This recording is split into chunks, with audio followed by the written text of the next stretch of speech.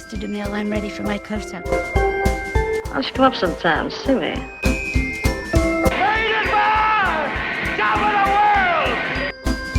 Fasten your seatbelts. It's going to be a bumpy night. The stuff that dreams are made of.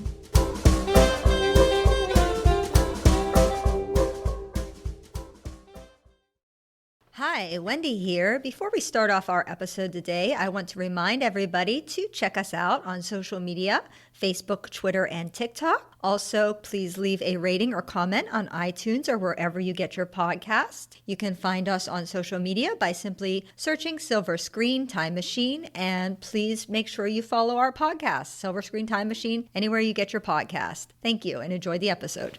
Hello, and welcome again to Silver Screen Time Machine, Wendy's Classic Film Review. I'm very excited today because we are getting in our time machine and we are going back to 1967, and we are talking about this wonderful film, The Dirty Dozen. And I'm very excited because I have a very special guest today on the podcast. It is Duane Epstein. He is actually the author of a book called Killing Generals. Can't see me if you're listening on the podcast, but I am holding up a copy of the book. It may be upside down or backwards because of the Zoom, but I'm holding up a copy of Duane's book, which is excellent. It talks about the production of The Dirty Dozen, so no better person to discuss The Dirty Dozen than Duane Epstein. So thank you so much, Duane, for coming on the show. I really appreciate you doing the podcast today. Oh, thank you for inviting me. I really appreciate being here.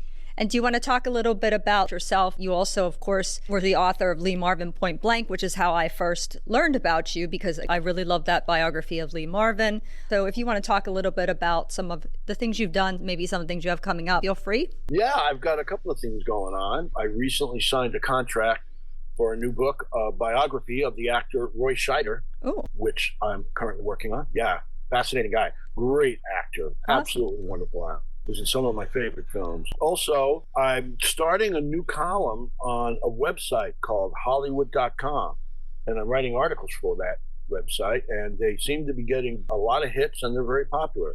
The most recent one I did that I'm very proud of is I talked to the editor at that website about what a big fan of Steve McQueen I am. And he said, you want to write an article about him? And I said, how about doing it about the films that he made that weren't as well known but are still just as worthy of people's attention? Go ahead. And I did. And it's proving to be very popular. It's called The Seldom Seen Steve McQueen. Seldom Seen Steve McQueen. Yeah, on Hollywood.com. And there's one that another article that is the introduction to the Dirty Dozen book. Awesome. Killing it with the Dirty Dozen. Oh, awesome. So everybody should check that out, Hollywood.com. Okay, on to our film, The Dirty Dozen. This film was nominated for 4 Oscars, Best Supporting Actor for John Cassavetes, Best Sound, Best Film Editing, and it won the Oscar for Best Sound Effects.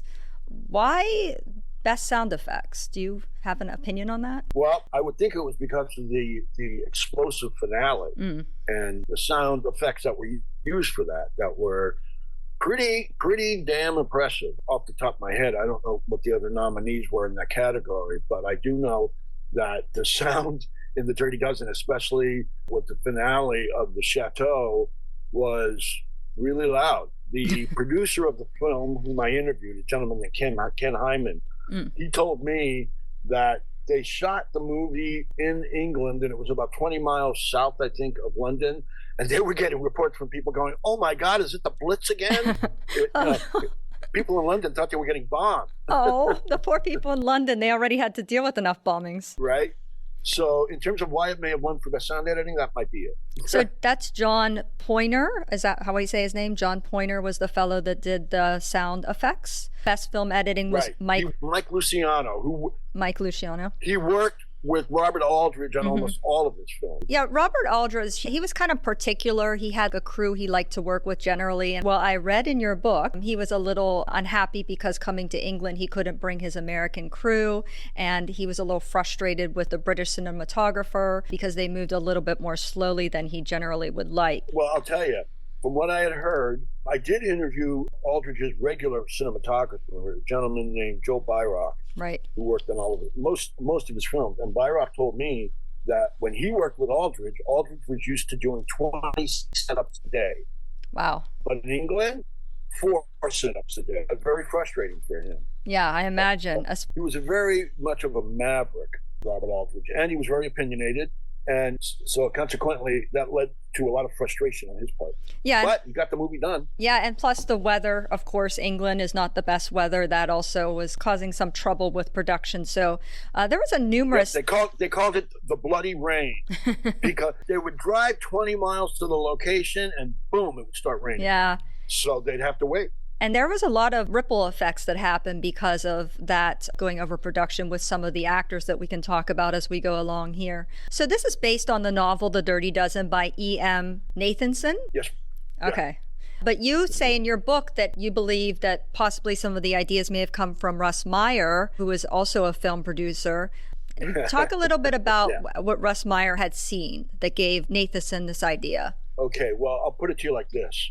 When I started this project, I was given a very limited time. I had to hit the ground running. I have a friend, a lady named Beverly Gray, and she had interviewed Nathanson, I believe in 2015. He passed away the next year. Mm-hmm. And when I told her what I was working on, the interview she did with him never got published. So it's never been seen or heard.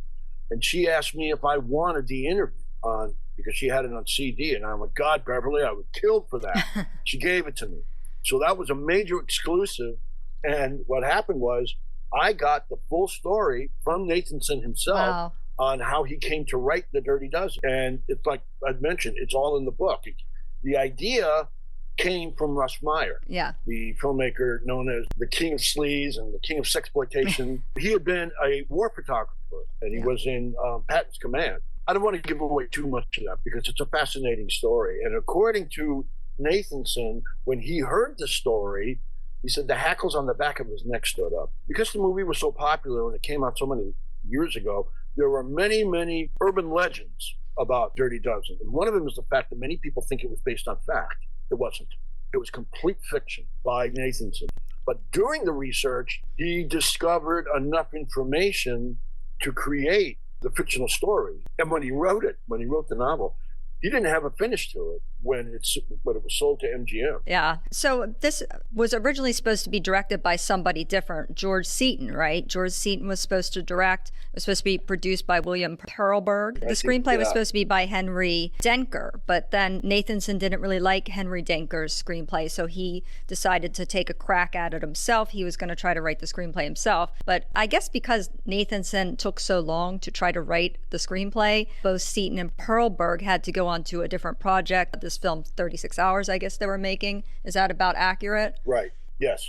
They finally landed on, when Ken Hyman took over the project, they finally landed on Nunnally Johnson. And it's interesting, the CEO or head of production at MGM didn't want Nunnally Johnson. Nunnally Johnson was a very, very well-known screenwriter. Yes. And he had won... He was nominated. The head of MGM, but the head of MGM thought of Nunnally Johnson as a comedy writer because he had written How to Marry a Millionaire and a few other more recent comedies in the 50s. And Ken Hyman talked him into it by going, this guy won the Oscar for The Grapes of Wrath. Not exactly a yacht fest, okay? I think he could do a damn good job. And they were friends.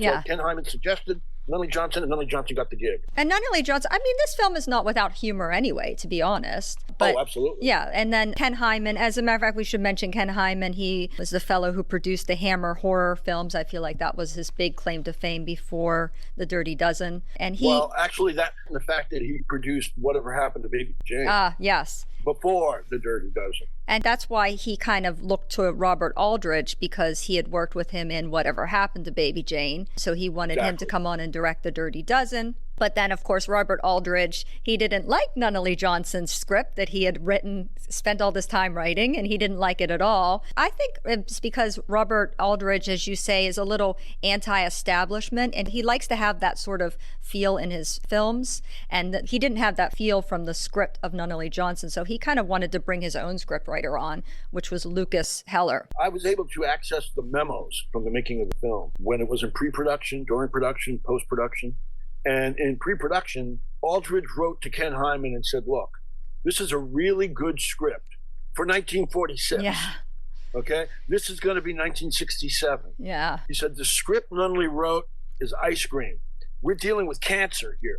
Yeah. I mean, his metaphors were wonderful. I mean, he hit the nail on the head. He had worked with Lucas Heller, several times. So he brought in Lucas Heller to do a rewrite. Right. And Nunnally Johnson was extremely pissed off about that. He didn't like it at all. And he went to the Writers Guild for arbitration. He wanted Lucas Heller's name taken off the script, but he lost that fight. Yeah. Years later, I always love this quote. Years later, Nunnally Johnson was asked if he's ever seen The Dirty Dozen. And he said, "No, and I never will. It's kind of like being an expected father in the waiting room and being told the father might be somebody else." Oh. So, well, I mean, you can sort of see his point. He must have spent a great deal of time writing the screenplay and then to just have it snatched away. But let's start to talk a little bit about the plot of The Dirty Dozen, if you don't mind. sure. Oh, of course. It starts out, I guess you don't call this a prologue. It's just a scene before the credits. But in 1967, I don't think it was that common to do these kind of scenes before the credits. So this was a little bit of an innovative thing they did in this particular film. Yeah, and yet it was something that Aldrich did in almost all of his films, even before The Dirty Dozen. And the sequence you're talking about is a prologue. That's exactly what it is. Lee Marvin's character, John Reisman, is forced to witness a hanging of a convict. And then he leaves and gets catcalled from all the other prisoners. And then he goes to the meeting of what he finds out his order about having to train these convicts. And that's another thing, another urban legend, that it's been said incorrectly in film history that Lee Marvin's character picks the 12. In the book he does, not in the movie. He gets given the files and said, "These are the 12. You have to train them." And at one point in the film, Ralph Meeker's character, who plays the psychiatrist, says, "Look, let me weed out the really bad ones." And Lee Marvin says, "No, the Army picked this starting lineup, and this is what they're going to get." So, I mean, it's an interesting little side thing. And one of the things I loved about that opening scene, when you see all the officers around this desk, and Ernest Borgnine is the commanding officer, he's the general, and it doesn't play out like some official military meeting. It plays more like a corporate office meeting, okay? They're all around this long conference desk, and they've been billeted in some rich British guy's home. And you see Borgnine walking around while everybody else is talking, and he makes some lame joke, and everybody at the table laughs. They have to. He's the boss. They're all yes men to his CEO. Everybody laughs, of course, except Lee Marvin. Because he's a renegade. He's the rebel. Lee Marvin's the rebel. But what I really thought was very perhaps moving, or I don't think moving is the right word, but it's sort of emotional, I guess, in that first scene is just the seeing of the hangman's noose. I thought that was very effective. And I thought that beginning scene was just a really effective way to start the film. And you already are starting off in kind of this bad feeling because you've just witnessed a hanging. So you're already have an emotional reaction right at the beginning of the film. And then I really, really love what he does with the credits. And right here is what I really enjoy about some of the score at the very beginning, when he's going through and listing the crimes of each of the prisoners and showing them in close up. And they have that kind of dun-dun. They don't say the crime. What they do is they say the name of the convict and what his punishment is. Yeah, you're right. My mistake on that. But yeah, it has kind of like this dun-dun sound to the score.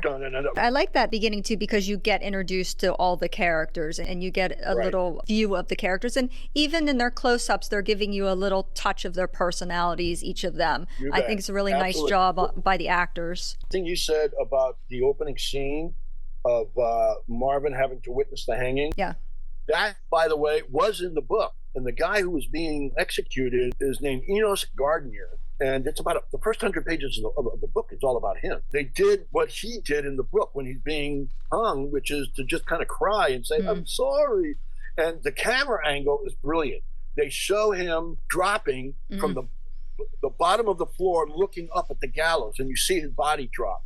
And my favorite part of that is Lee Marvin's face when he just witnessed it. He's not happy about having to do this. And then he happens to look over by the chaplain who's reading a Bible verse, muttering it to himself. And he gives the guy the dirtiest look. Yeah, he does. It's like, you think this is going to help? And then he just storms out. It's a great way to set the tone of the film. Yeah, so I guess maybe we I just wanted to throw that in. Yeah, no, that's fine. And then I guess maybe we can sort of praise Michael Luciano, however you say his name, for the editing there. The editing really good in that particular scene. These high-angle cuts, these slow-mounted cuts that you talk about in your book. Can you explain those a little bit more? Obviously based on Aldrich's instructions, and the film was in post-production for quite a while based on the editing. But also, too, there was a certain sense he was trying to give the audience, and he would do a lot of shots, what you called high angle, and he would do that to get the effect of being in prison and rather claustrophobic. In fact, the very first prisoner Marvin interviews, you see the angle is from the top of the cell.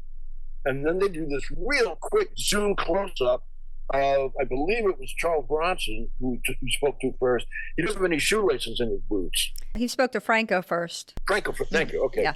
And I think they showed the same thing. Yeah, and by the way, that scene is one of my all-time favorite scenes in the movie. I love that scene. But anyway, he does that throughout that sequence. There will be angles from, you're outside the jail cell looking in, either from the door, from the top, from the opposite wall of who the person is he's talking to, and it gives a kind of a claustrophobic effect. And the sound, that's another thing. The sound is great in that you hear their voices echoing in the jail cell. And it's a wonderful effect. And there's all kinds of great things like that throughout the movie. It's really technically brilliant in a lot of ways. Yeah, so the way it's cut, the way it's shot, the way it's acted, all of it. Yeah, so maybe that's another reason why when I was questioning about the sound effects, maybe that's another thing that they took into consideration, what you were saying about the echoing voices. That's possibly something else. So you did kind of briefly talk about how, first of all, they have the scene where they're introduced to the prisoners. And right away, Franco starts acting up. Franco, played by John Cassavetes, which John Cassavetes was nominated for an Academy Award for this performance. And I mean, I'm a huge Lee Marvin fan. You know I love Lee Marvin, and I'm all about Lee Marvin, but I think John Cassavetes is the best thing in this film. You're not going to get an argument out of me. I loved him in that movie. He was so great. And ironically, lost the Oscar to his 30 Dozen co-star, George Kennedy. George Kennedy. For Cool Hand Luke. Yep. George Kennedy, very good too. George Kennedy wanted to play Telly Savalas' part at first, did he not? Maggot. Yes, he did. And he got told by Aldrich, because he had worked with Aldrich a few other times. And Aldrich told him, look, I can get Telly to do what I need you to do, but you're better suited to play arm booster. Yeah. And George Kennedy said he was very complimented by that. He liked that. Good. Although I'm sure he could have played Maggot. Well, if you've seen him in Charade, he's so menacing and frightening in Charade. He can certainly play that sort of menacing, frightening, deranged person. Right. Oh, and he was, I don't remember the movie. It was another Joan Crawford, shopping horror movie that he made in the early 60s. I don't remember the name of it, but he played a really bad guy. Yeah. He was psychotic in that. He's very good at playing that. So he could have played Maggot. Yeah, he's very good at playing that. My personal favorite thing George Kennedy ever did was when he played Joe Petroni in Airport. I loved him in that. He was great. Yeah, he's a great actor. Well deserved to have won an Academy Award, in my opinion, even though he did beat out our boy John Cassavetes, who we like so much in this film, as Franco. But Franco right away is... It's funny. Once they started filming the movie, once they started filming the movie, like a day or two into it, Trini Lopez told John Cassavetes, you're going to get an Oscar for this. And Cassavetes was kind of, get the hell out of here. I'm going to get an Oscar. But he wound up getting nominated. Yeah, I wish he had, but, Also, John Cassavetes didn't want to do this film. He was kind of forced into doing this film because he had this sort of Orson Welles-ish thing where he had to act in films to get money to produce his own films. This is sort of an Orson Welles type thing that he did. So he kind of needed money for his films. Right, and this was the first time he had done it. He had made other films before. He had acted in other films before, but he never used the money previously to finish the films he was working on or even make the films he was working on.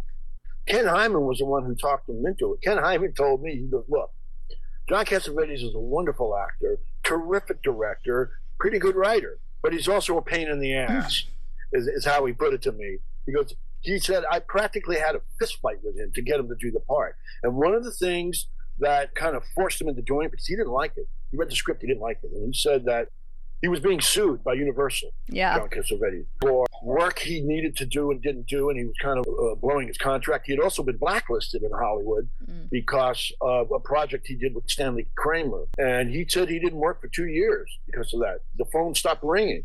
And so Ken Hyman said, look, John, make our movie, take the money and finish your movie. And that's exactly what he did. He made the movie Faces. Thank goodness. And, that got several Oscar nominations too. And it not only set the path of his career, he's been called the grandfather of American independent filmmaking. Yeah. Everybody followed his lead, and it started with him.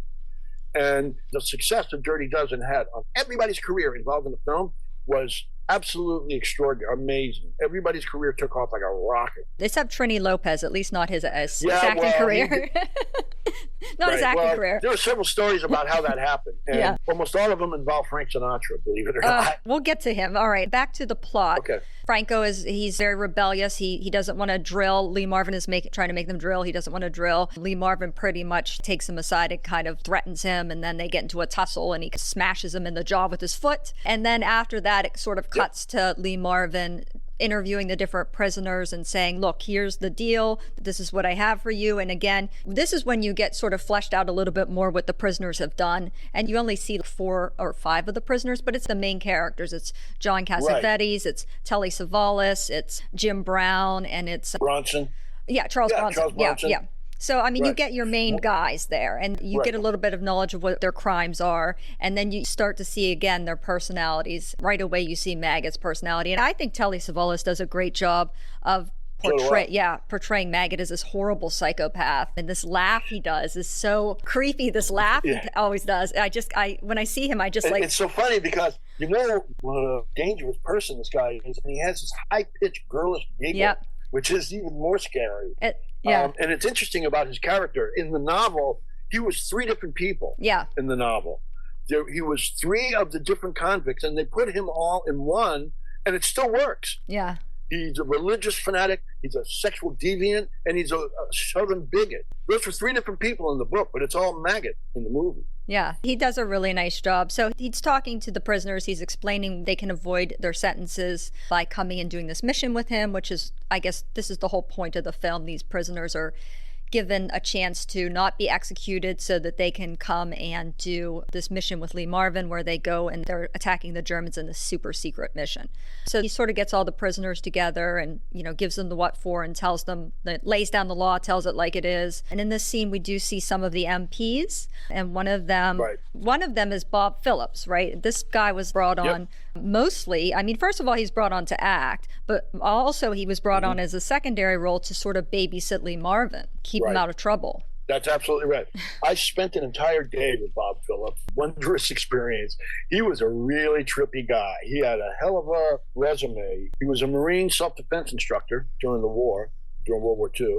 He was also a pro football player. But best of all he was a Chicago cop. Yeah, he was a policeman. He was also the personal bodyguard of Governor Adlai Stevenson. Wow. So he was working out in a gym one time, and a producer said, you know, you're pretty well built. Have you ever thought of becoming an actor? And Bob Phillips said no. And he goes, look, here's my card. Take some acting classes. When you do, we'll do a screen test. And that's how he became an actor. Yeah, and his role was supposed to be much bigger, wasn't it? Originally, and it is in the novel. His character, Corporal Morgan, is a very important character in the novel, all of which was thrown out. But he winds up becoming the go-between between Robert Ryan's character and what is supposed to be a secret mission. He's leaking information to Robert Ryan. In the film or in the book? In the book. In the book, yeah. I was going to say, not in the film. And the one thing they don't, there are a lot of question marks in the finished film because of the way Robert Aldridge decided what's important and what's not important.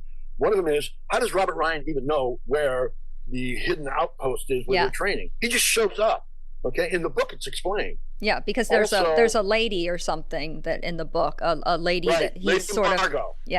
Actually, a couple of other female characters in it. There was a bartender named Tess, a barmaid. All of that was taken out. When, at the time, the movie was made the year before they created the Motion Picture Association of America, which gave movies alphabet ratings, you know, G and PG and all that. Yeah. And so there was still censorship in filmmaking. And the censor said, you've got to take that whole thing out about John Reisman and Tess, the barmaid. It's gone. And they had problems with a lot of language in the movie, too, in certain scenes. Yeah. So I think that's one of the reasons why the movie may have been edited in a way that leaves some questions. And if I may, one question that used to drive me crazy, during the war game sequence, and they're about to capture Robert Ryan's outpost, you see the dozen that are there in the headquarters, they're passing these little metal cylinders to each other. Yeah. And Ernest Borgnine sees it. He's visiting. He sees it. He laughs to himself, gets up and leaves. I've never known what that was until I read the script. I was able to get a copy of the script. At first, I thought they were thermometers. Yeah. I didn't know what they were. I thought they were like fuses or something, some sort of fuses. What does that have to do with it? Yeah. Well, you're closer than what I was thinking. They're called pencil timers. They're little explosives. And you set them to like 5 or 10 minutes by twisting the head of it. And the only reference made to that is when Bronson tells Jim Brown that when they're going to take off, Bronson tells Jim Brown, we're going to do this. And if this doesn't work, we're going to take a whack at Plan B. Well, that's what Plan B was. Plan B was to just blow up. That's the only reference to it. Yeah, right. yeah. I did. Some things like that. There are little spots there where you're kind of like, how did this happen? That would have been explained better if they had kept in a lot of different stuff. Back to what I was saying about Robert Phillips or Bob Phillips is they brought on another actor. They pushed a lot of the stuff that he was supposed to do in his role off on this other actor, Richard, is it Jackal? Jackal. Yeah, they kind of added this character because Aldrich really liked this fellow and he kind of added this character. And I think Bob Phillips was a little bit upset about that he had so much of his role taken out. But you can see Bob Phillips in almost every MP scene. He's standing there. He just doesn't ever hardly get to speak. But he's there. But yeah. He does have a couple of lines. And one of the lines he was most proud of, he actually ad-libbed. When he sees Jim Brown in his cell and he goes, hey, Midnight, if you're a good guy, we might let you eat with the white folks. And Bob Phillips told me that, and he said Jim Brown's reaction was natural. He didn't know Bob Phillips was going to say that, and he picks up his plate and goes, yeah. And Bob Phillips said he was very proud of that ad-lib. Yeah. And also, that line I used as a chapter heading, Bob Phillips told me he actually said that. Oh, really, the one about really Charles Bronson. Yeah, that's so good. Say it. Right, yeah, because when Bob Phillips was hired and read the script, like you just said, he had a bigger role. When he flew to England and saw the script revisions, his role was much smaller, and he was very upset by that. And John Cassavetes gave him a piece of advice. He said, look, when anybody asks you how this movie's going, don't complain. Don't say anything bad. People haven't seen it. Say it's the greatest movie ever made, and you'll get more work that way. And Bob Phillips says, Johnny was right. That's exactly what he did. And then Army Archer was on the set, and he asked Bob Phillips about his role in the movie. And that's when Bob Phillips said, Charles Bronson has more lines on his face than I have in this movie. Yeah, that's great. And I used that as a chapter heading. Yeah, that's really funny. And Bronson confronted him. He went, did you really say that? And Bob Phillips went, no, the reporter made it up. Well, Bronson doesn't seem like, based on what I've read from your book, that he was a very friendly fellow. He seemed like he was kind of a not super pleasant guy. Well, he was friendly to me. I got lucky. I think I got introduced to him through Rod Taylor, whom I had interviewed for the Lee Marvin book. And a lot of what he told me about the Dirty Dozen went in the Lee Marvin book, but there was a whole lot more he told me about the Dirty Dozen that didn't, so it went in the Dirty Dozen book. And one of the things he said to me, he goes, you know, I have no idea why I'm such a mean son of a bitch. I just don't know why. I grew up, I had wonderful parents, I was happy growing up. He goes, but for some reason, I just get real mean all the time. I was like, okay, just don't get mean with me. He was a fun guy. Well, he was fun with you. Not a lot of fun with other people. So we'll get back here with what's going on in the film. Everybody's decided to go. They start out by taking them to this grassy field and saying, basically, build your own barracks and get everything together, and you're going to do your training. And they start doing this, and they do all this training. They build the barracks, and of course, Franco tries to escape, and he is stopped by Jim Brown's character, whose name is Robert Jefferson. And also R.T. Jefferson. Yeah, and also in the book, his name is Napoleon White. Yep. And also he stopped by Charles Bronson playing Joseph Wadislaw. Yeah. So he stopped by them because Lee Marvin had told them in the meeting that if one person escapes, they all get sent back. So they have this idea like, we don't want anybody to escape because we don't want to be sent back. Again, Franco is just causing a lot of general problems around everywhere. He's rebellious. In a way, he's like a copy of Lee Marvin. Right, except he's worse. Yeah. Lee Marvin's character might be rebellious, but he can take orders. Right. Franco can't and won't. And by the way, there's another tiny plot hole there. When he's cutting the wire, okay, when they're putting the fence up and he sneaks the wire cutter into his jacket, that would never happen. You know why? In the book, every single time they have to use any kind of tools, which could be used as a weapon, they all have to be counted for. Inventory. All of them, constantly. That happens throughout the book. He just sneaks it into his jacket like nobody would notice. Yeah, so I think that's... I just wanted to throw that out No, there. that's fine. I think that's kind of why Major Reisman, although he thinks Franco is a pain in the butt, you see there's a glimmer of respect for him. He likes him for being a little bit rebellious. There's a point in the time when Ralph Meeker, who plays the psychiatrist... Right. His name is Captain Stuart Kinder.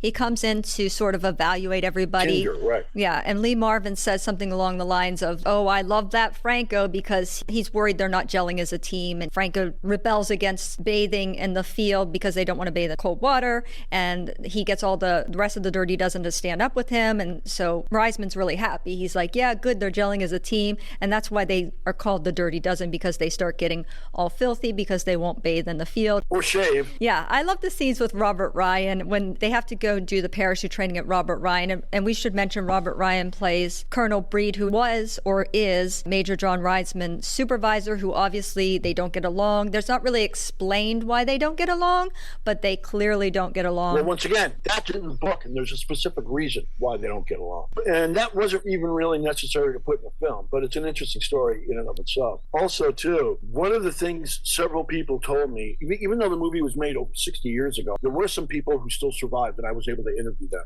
And one of them told me that Lee Marvin was on record as loving working with John Cassavetes. He thought Cassavetes was terrific. He was very inventive and creative, and he would, how did Marvin put it? Every time we do a scene together, he gives me something to go on. He goes, not a lot of actors are that good. And when you see them together, you can tell. John Cassavetes gets to be smug and sarcastic, and Marvin just gets to beat him down verbally. And in the beginning of the movie, in one case, physically. Yeah. So they had great chemistry working together. And like I said, I love, like Reisman, boy, do I love that Franco. Yeah. He was terrific. Yeah, and this is a scene I really like when they come to the parachute training, and Robert Ryan plays this very insufferable character, which poor Robert Ryan was always playing these kind of characters. He's just smug and awful, and you just hate this guy. And I love how the band guy keeps trying to play. Right. It's actually very Not funny. now. Yeah, it's actually a really funny scene because then he's claiming there's a general. This is another part I really like. He's claiming they have a general with him, so they have this band for the general, and they have the troops to inspect, and they don't really have a general. So Major Reisman has to go in the back and he has to pick one of the guys, and he picks Donald Sutherland, who plays Vernon Pinkley, but he wasn't actually supposed to be the character that was picked. It was supposed to be Samson Posey, which was Clint Walker's character. He was playing a Native American. He thought a Native American wouldn't be acting as a general. What was that? What was his reason? Well, luckily, I was able to interview Donald Sutherland. Love him. And yeah, me too. And a great interview. He told me stuff nobody else would have known, and I was lucky for that. And he told me that they had a 2-week rehearsal period before they started shooting, which is rare for movies. But Robert Aldridge apparently always did that. He didn't want anything on film that wasn't prepared in advance. So during the rehearsal period, when they came to that part of the scene, Clint Walker let it be known he thought it was demeaning to Native Americans, and he didn't want to do that. He didn't want to demean Native Americans or get them angry at him. So Aldridge literally just looked around the table, saw Donald Sutherland, and he goes, "You with the big ears, you do it." And he did. And what's interesting is that one scene literally made Donald Sutherland's career. It was from that scene he got the role in the movie MASH of Hawkeye. Yeah. Because he sent that scene to Robert Altman. He let him see it because Altman didn't know if he could do comedy. When he saw the scene, he went, "Okay, you can do comedy. Yeah. You're going to be my Hawkeye." So everybody got stuff out of that movie. Yeah, I have to say, I think you really have to give him a lot of credit. Donald Sutherland, he had this tiny little role, and he wasn't even supposed to have that many lines in the beginning, but because of his own ability. Right. His only line? Number two, sir. Number two. Right. I asked him because it wasn't in the book. He never said what Pinkley did. And he said, well, because I'm an actor, I had it in my head what he did, what he got arrested for, and what his term would be and why. And he told me he figures Pinkley got arrested for stealing food, which isn't that big a crime, but he figures they wanted to make an exception of him. And so he gets, I think, like 30 years hard labor. Yeah. And he also told me, too, that he put the whole thing in the movie projector in his head. He said, it was right behind my eyelids. I saw everything Vernon Pinkley did. So that's how I knew how to play the guy. And he was one of what was called bottom six. Yeah. There were 6 men of the Dirty Dozen, and the bottom 6, almost every one of them had fewer little lines. And I did get to interview either the surviving 6 or children of the 6. And that was interesting. And Donald Sutherland's performance, according to Robert Aldridge, was so good. Before the movie came out, Robert Aldridge memoed Ken Hyman and said, look, I know you guys have a PR campaign plan, and you're going to put everybody's name alphabetically in the credits. Put Donnie in there. Donnie can go right in between Telly Savalas and Clint Walker. Put him in. He's that good. Yeah.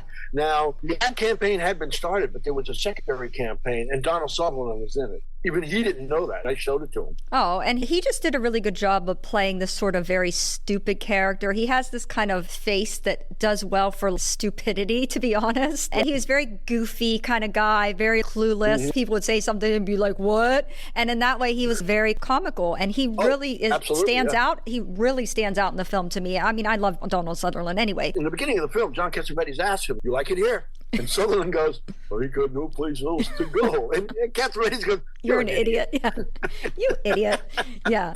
No, I love that. He has this very dopey way he talks throughout the film, too. But when I first saw this, I was most drawn to Donald Sutherland and to John Cassavetes. And of course, I already love Lee Marvin. I, of course, think Lee Marvin has a great presence as well. Anyhow, Robert Ryan sort of begins to realize that something is going awry, that this guy maybe isn't really a general. And so when they go back, it goes back to that scene that you're talking about where he randomly shows up at their secret headquarters and he brings his men in there and he starts causing all this trouble, and then he makes them all line up. He starts interrogating Donald Sutherland because he was the one that was the general and he's the only one he recognizes, and he says, "What's your name?" And that's when he says, "It's number 2." You know, that's so funny. That's right.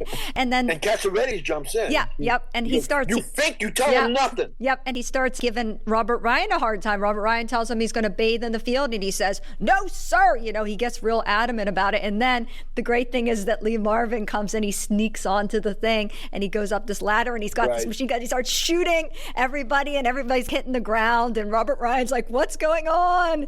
And it's just such a great scene. Now think about this. Had Marvin done what he threatened to do when he tells them, "Drop your weapons," and all of his men does. But if they didn't, what would Marvin have done? Because he shoots a line of bullets right across Robert Ryan. Yeah. Would he have killed Robert Ryan? If he did, he'd be in prison. Right. He'd be killing a fellow officer.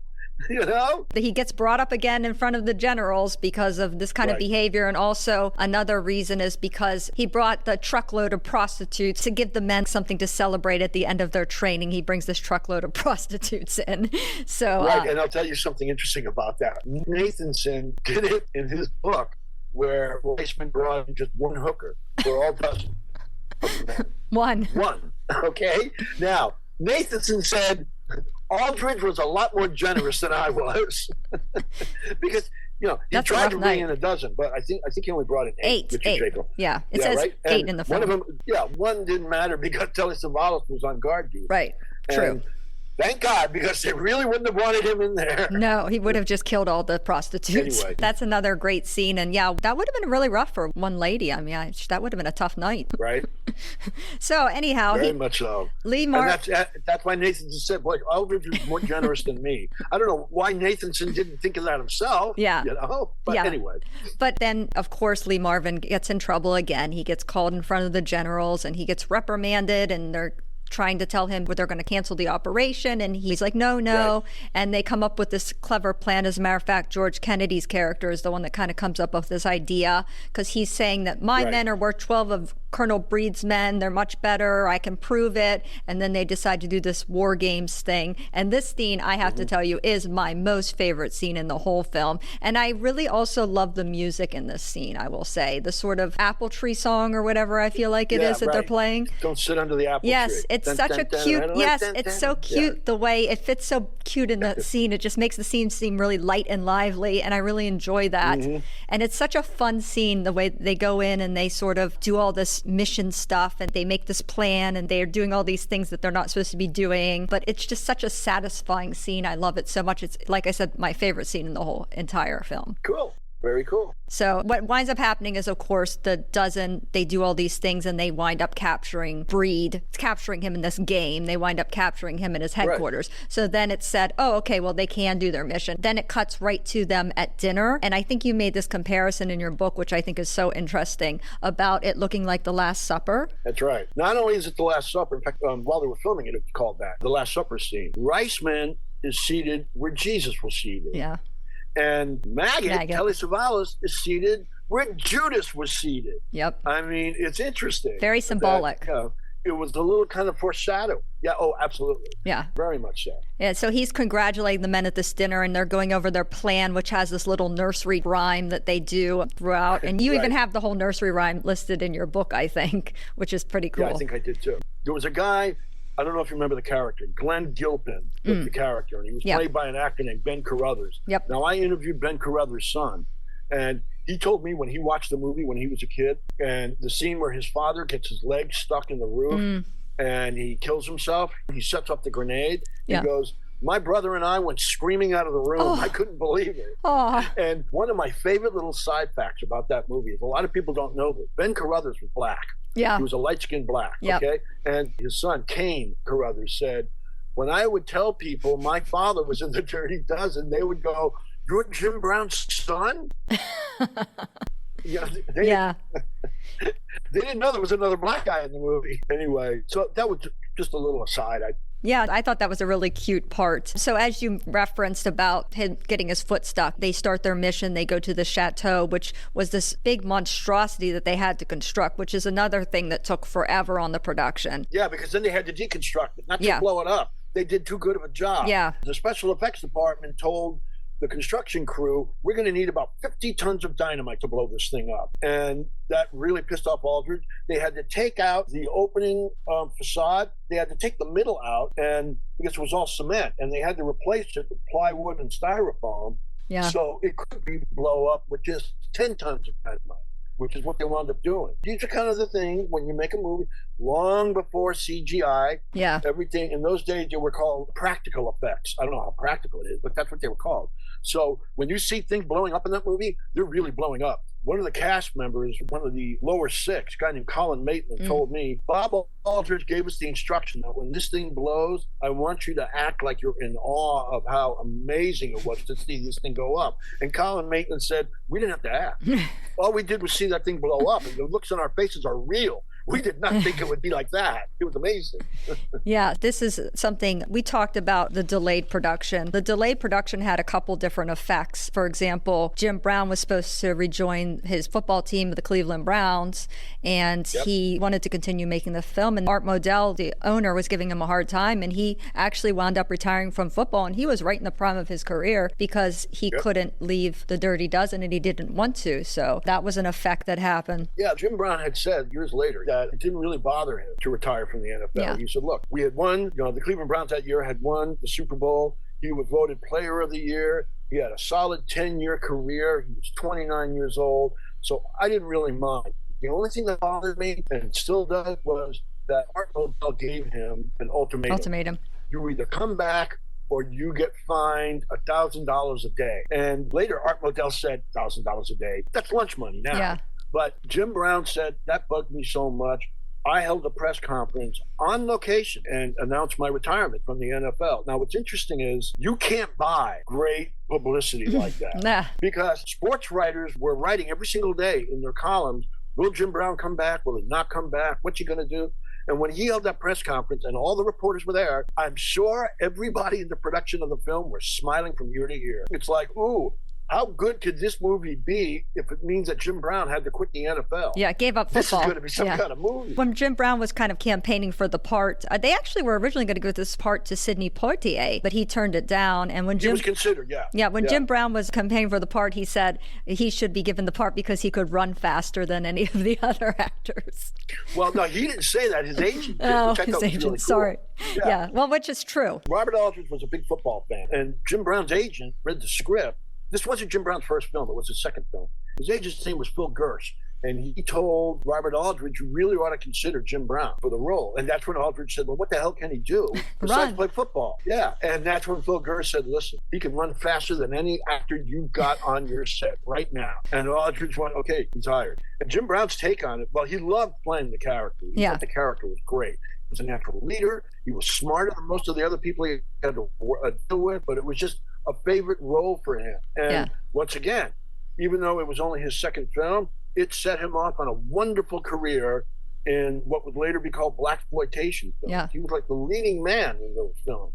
Slaughter's Big Ripoff, so many of those films. And it launched his career, which is really cool. He does a really great job in this film I liked him on film. Yeah. I thought he was a lot of fun to watch. Yeah, for not having really been much of an actor. He holds his own very well in this particular film. And the other person that, again, the production delays might have affected was when we talk about Trini Lopez, who played Jimenez. He said he was only supposed to be on the shoot for 3 months, and then he was there for an additional 4 months. Supposedly, Frank Sinatra was telling him, you've got to leave, blah, blah, blah. Whether that happened or not, we don't know. But he walked out on the film, or he said, I'm going to walk out on the film. And so Robert Aldridge killed him off. And you said, or I read somewhere, that it was sort of like a little poetic thing that he had this big hit at the time called The Lemon Tree or Lemon Tree. And so when they killed him off, they said he was hung up in an apple tree. So sort of like a little right. inside joke there in a way. Basically, we've gotten to most of it. Obviously, they start their mission at the chateau, which I also think the chateau sequence is really, really cool sequence. It does go awry. And one of the reasons it goes awry is because, first of all, you wonder Maggot. Well, yeah, why would Maggot. why would we put Maggot and Jefferson together in their section? I mean, of all the people to team, why would we team those when clearly they're very antagonistic? Well, it's never explained. Yeah, it's very strange. Did you ever see the movie The Defiant One, Tony Curtis and Deportier? They play two convicts who are handcuffed together and escape. It's one of my favorite films. I love it. Anyway, there's a scene when somebody asks the sheriff who's trying to catch them, why would the warden do something like that? And the sheriff goes, because the warden's got a sense of humor. Now, I think it might be the same logic behind putting Jim Brown and Telly Savalas together.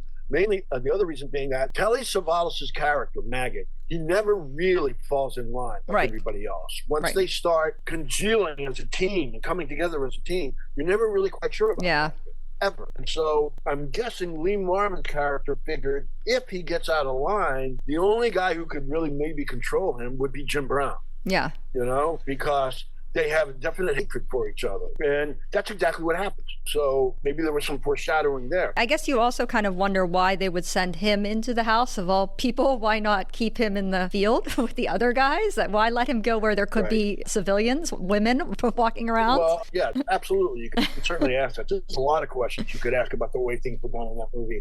I read a commentary by a guy named Captain Dale Dye. And Dale Dye is a technical advisor on a lot of war films.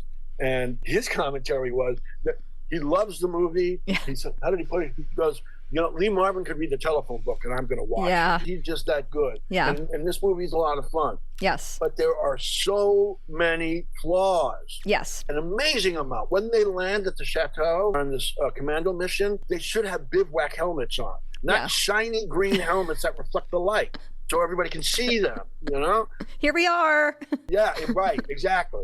And you made mention of some other things that are just blatant flaws. Yeah. And he said, if this movie was made today, I'd make sure those mistakes would not be in the movie. But that's the kind of stuff that happens. And the movie, I think, is so well paced. At 3.5 hours, it moves so fast, you don't even notice these things. Some of the cars that are used, some of the weaponry, all are wrong. Yeah. But nobody cares unless you're watching it a gazillion times. It's like watching old episodes of Star Trek. Oh, look, Lieutenant Uhura has a run in her stocking. I didn't see that the first 30 times I saw this episode. Yeah. You know, that's the kind of thing, you just watch the movie and enjoy it. This is more of an entertainment type film. This is not so much like a documentary style film where we're trying to be very historically accurate. We're not trying to do that. We're just putting an entertaining film out for the public. Exactly right. And at the same time doing that, the film also makes some very salient points about warfare and interpersonal relationships and humanity. They're all there. It's cloaked in entertainment and comedy and action,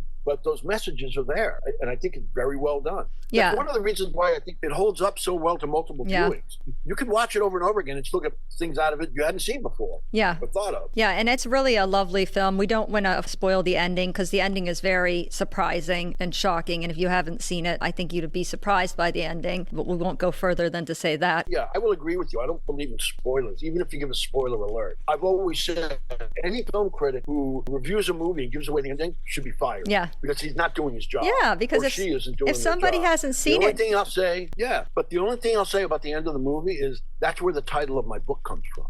And I'll leave it at that. Well, Dwayne's book, Killing Generals. On Silver Screen Time Machine, Dwayne, I do a rating system, a 1 to 5 rating system where we just rate the films. know. Yeah, it doesn't have to be very serious, but 1 being the worst, 5 being the best. What would you rate The Dirty Dozen? It's going to depend on the criteria used. It's overall production, acting, every aspect of production put in. So you're just judging the film as a whole. If you had asked me that question before I wrote this book, I would give it a 5, okay? But having written the book and done the research that I did, extreme research, I would give it 4 3/4, if that's a possible point system. Yeah, that's fine. And yeah, because it is flawed. It's flawed. And we talked about the flaws. Yeah. But I personally am okay with it. It just keeps me from giving it a 5. That's all. And I would give it a 4. And I'm notoriously a little low. A 4? Is that what you said? Yeah, 4. I'm notoriously a little low. Okay. I'm very perfectionist about things. I don't know if I love the cinematography as much as some other films. And plus the sort of holes in the plot where that doesn't make sense, things like that. Those are just the little things I would penalize it for. The acting I think is superb. I really like the acting. I like the music. I think that some of the shots and the editing are really nice. So 4 is what I'm doing. And I think that's all the time we have for today. Dwayne, I want to thank you again for being our guest. We really do appreciate you taking the time. And like we said, we need everybody to pick up a copy of this book. Also his Lee Marvin book, Point Blank, which is very excellent. I personally recommend it. Thank you. And it's still very much in print, in hardcover and paperback. Yeah, so check it out. And thank you again for being our guest. Oh, my pleasure. Thank you, Wendy. Yeah, and from Silver Screen Time Machine, this is Wendy saying so long. Thank you for listening to our podcast today. Please don't forget to follow us on Facebook, Twitter, and TikTok. And please leave us a comment or a review on iTunes, Spotify, or wherever you get your podcast. Intro and outro music composed by Heidi Engel. Artwork by Tyler Birch. Produced and edited by Wendy Wittick. Recorded at PCTV Studios, Pittsburgh, PA. See you next time.